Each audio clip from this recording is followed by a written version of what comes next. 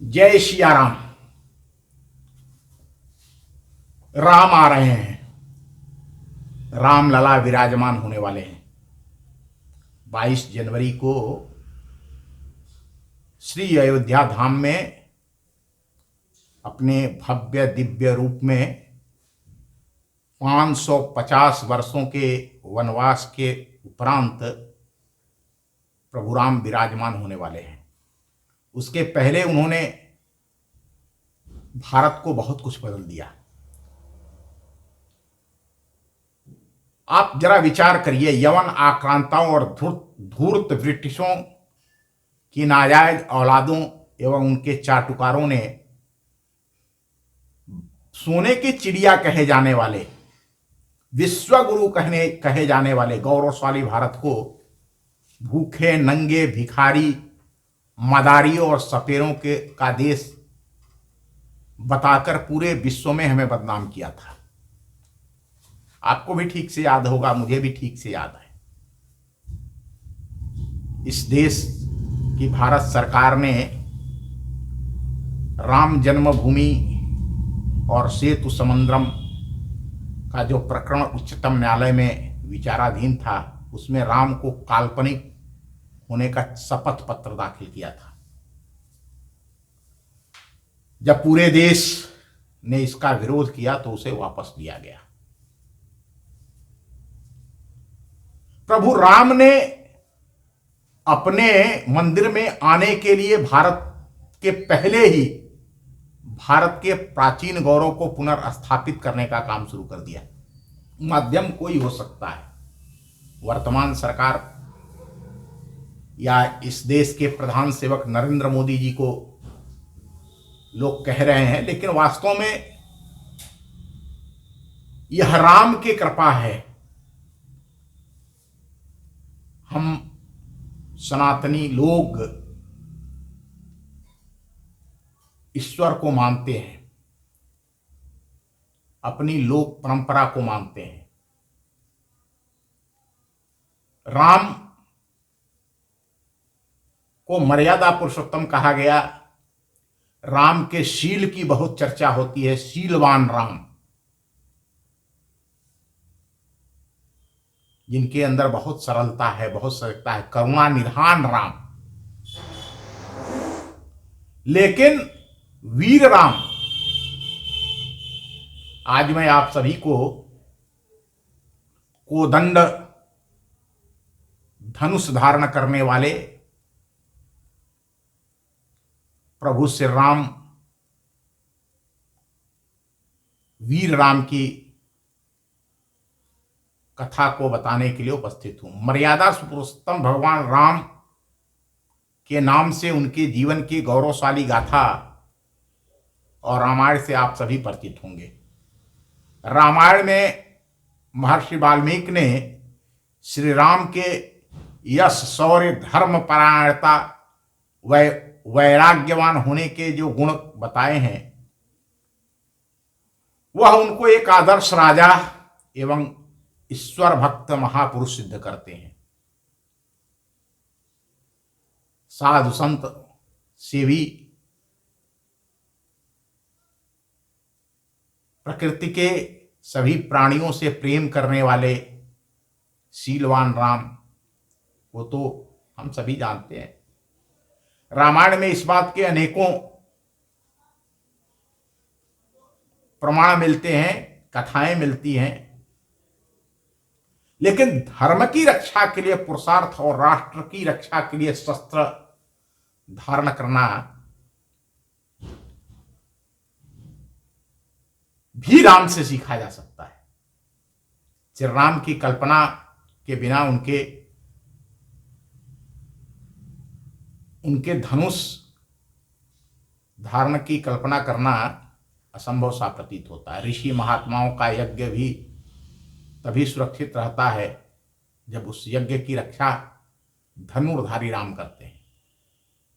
महर्षि वाल्मीकि ने स्वयं श्री राम के विषय में लिखा है कि रक्षिता स्वरूप धर्मस्य स्वजनस्य च रक्षिता। वेद वेदांग तत्वज्ञो धनुर्वेदे च निहितम।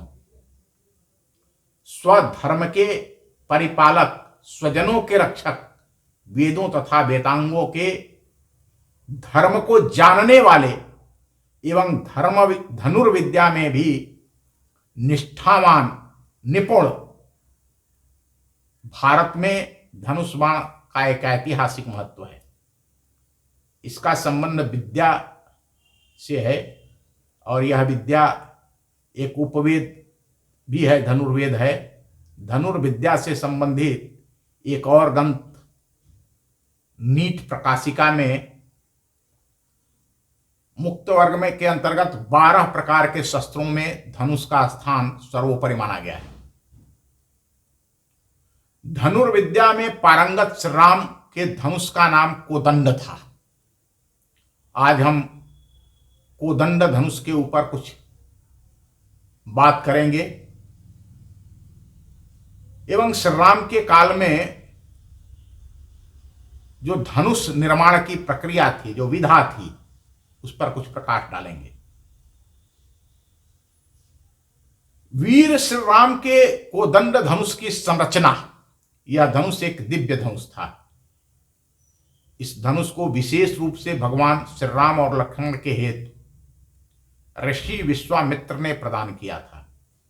हम सभी जानते हैं कि महान धनुर्धर, आचार्य, युद्ध कला के आचार्य, शस्त्र के ज्ञाता, महान धनुषधारी विश्वामित्र जी स्वयं बहुत बड़े वीर थे, धनुष चलाना जानते थे। वह जब राम और लक्ष्मण को अपने यज्ञ की रक्षा के लिए अयोध्या से दशरथ जी से मांग करके और अपने आश्रम सिद्धाश्रम ले आ रहे थे, तो रास्ते में ही वह धनुर्विद्या की बारीकियों से चलते समय, पैदल चलते समय उसकी चर्चा, या यह कहा जाए कि अयोध्या से जब दोनों राजकुमार विश्वामित्र जी के साथ चले, राम और लक्ष्मण, तभी से उनकी पढ़ाई, धनुर्विद्या की पढ़ाई प्रारंभ हो गई।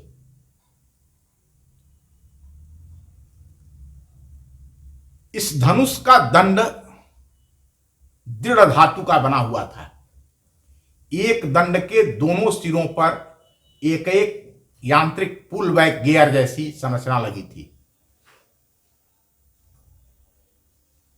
देखिए, जो वर्तमान जो लोग धनुष देखे होंगे, जो अभी हमारे खिलाड़ी प्रयोग करते हैं युद्ध के समय, तो अब तो इस समय मिसाइलों से युद्ध हो रहे हैं, लेकिन उस जमाने में भी जो राम और लक्ष्मण जी के पास धनुष थे, वो आधुनिक, या यह कहा जाए कि उन्हीं धनुषों के आधार पर यह यांत्रिक धनुष जो अभी हमारे खिलाड़ी प्रयोग करते हैं वो बने थे। जी हाँ, यह विशेष पुल बैक और गेयर संरचना धनुष के खींचे जाने पर अपने अंदर स्थितिक ऊर्जा को एकत्र कर लेती थी, जिससे धनुष के चलाने पर उत्पन्न बल अत्यधिक बढ़ जाता था, क्योंकि धनुर्धर के बाहुबल के साथ यांत्रिक गियर का बल जुड़ करके बाण को वेगवान बना देता था, उसकी आवेग कई गुना बढ़ जाता था। ऐसा उदाहरण रामायण में मिलता है। जब श्री राम सुग्रीव को अपने धनुर्विद्या का प्रमाण दिखाते हैं और 7 ताड़ के वृक्षों को अपने एक बाण से वेध देते हैं, तो कोदंड धनुष की यांत्रिक गियर की शक्ति के कारण राम के बाण इतने वेग से जाते हैं कि अपने लक्ष्य को मारने से पहले वह 7 ताड़ के वृक्षों के भी आर पार हो जाते हैं। रामायण में है यह। सुग्रीव इसको देखकर चकित हो जाते हैं। यह कोदंड धनुष आधुनिक युग के कंपाउंड धनुष की तरह यांत्रिक गियर पुल्ली के सिद्धांत पर कार्य करता था, किंतु कोदंड धनुष की एक तकनीक निश्चित रूप से आज से भी कहीं उन्नत थी। श्री राम के कोदंड धनुष की प्रत्यंचा भी सामान्य धनुष की तरह ही पतली नहीं थी, अपितु मोटी एवं मजबूत थी, जिससे उस धनुष के शक्तिशाली दिव्यास्त्रों का संधान किया जा सके। आज जब मिसाइलें हम छोड़ते हैं तो उसके लिए जैसी व्यवस्था बनाई जाती है कि वो लक्ष्य को भेदे, सटीक लक्ष्य को भेदे, इसी प्रकार से कोदंड धनुष के अंदर यह व्यवस्था थी। अगर प्रत्यंचा पतली होगी तो सामान्य बाण को चलाए जा सकते हैं, किंतु भारी और घातक दिव्यास्त्रों को वेग पूर्वक चलाना असंभव हो जाएगा। इसलिए कोदंड धनुष की प्रत्यंचा भी मोटी थी एवं दंड के दोनों तरफ लगे यांत्रिक पुल व गियर से भी जुड़ी हुई थी।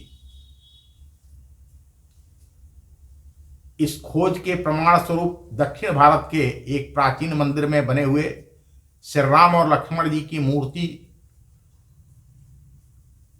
दिखाने जा रहा हूं। यह मंदिर लगभग 1200 वर्ष पुराना है। चित्र संख्या 1 को ध्यान से देखिए। भगवान राम के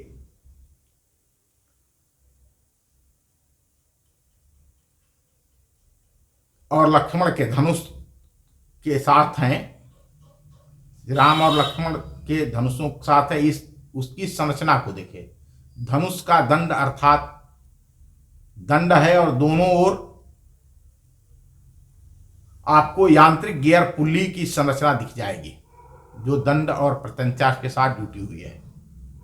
यह पुल व गियर तकनीक ही इस धनुष की घातक शक्ति का स्रोत है। अब चित्र संख्या 2 में भी राम के धनुष की तुलना आज के आधुनिक कंपाउंड धनुष से करें तो आप स्वतः ही समझ जाएंगे कि कंपाउंड धनुष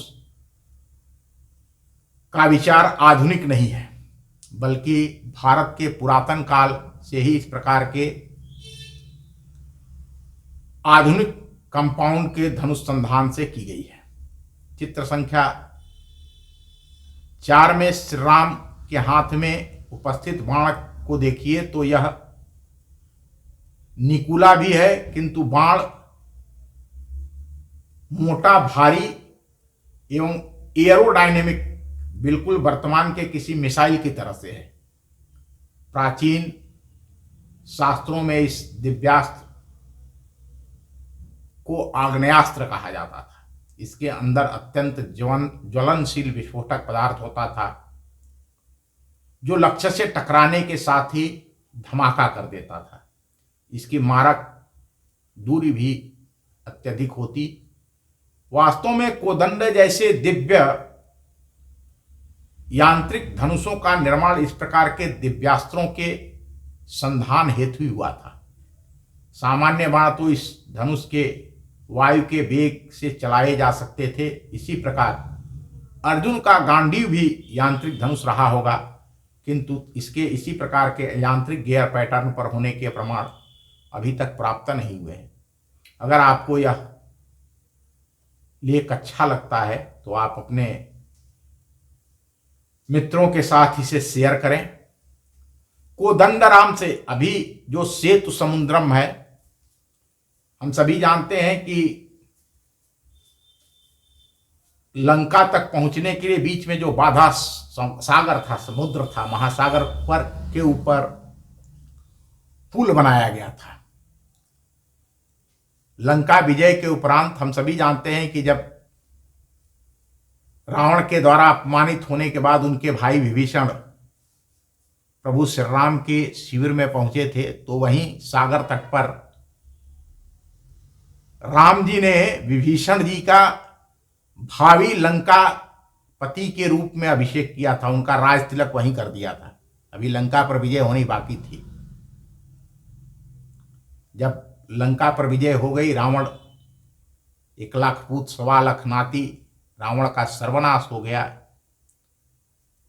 और माता सीता यहाँ आ गई। तो जब ये लोग चलने लगे तो विभीषण जी ने, जो लंका के नए राजा थे, लंकाधिपति विभीषण ने कहा कि प्रभु, यह सब तो ठीक है, लेकिन हमारी लंका असुरक्षित रह गई। अभी तक यह महासागर हमारे लंका की सुरक्षा करता था, कोई पहुंच नहीं पाता था। लेकिन आपने जो यह पुल बना दिया है, यह सेतु समुद्र जो है, या समुद्र के ऊपर जो सेतु है, इसके कारण हमारी लंका असुरक्षित हो गई। तो राम जी ने अपने एक बाण से उस सेतु को तोड़ दिया था और लंका को सुरक्षित किया था राजा विभीषण के कहने से।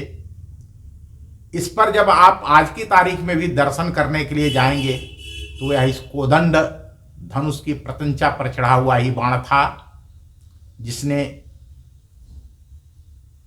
वानरों के द्वारा, नल नील के द्वारा निर्मित श्वेत समुद्रम को ध्वस्त कर दिया। उस कोदंड राम का मंदिर आपको वहाँ देखने को मिलेगा, जो भारत की आखिरी सीमा है। समुद्र के किनारे कोदंड राम का मंदिर है। आप रामेश्वरम दर्शन करने जाएं तो कोदंड राम मंदिर का भी दर्शन करें। नमस्कार, धन्यवाद। प्रभु राम के धनुष कोदंड की कहानी आप सभी को कैसी लगी, कमेंट बॉक्स में जरूर बताएं।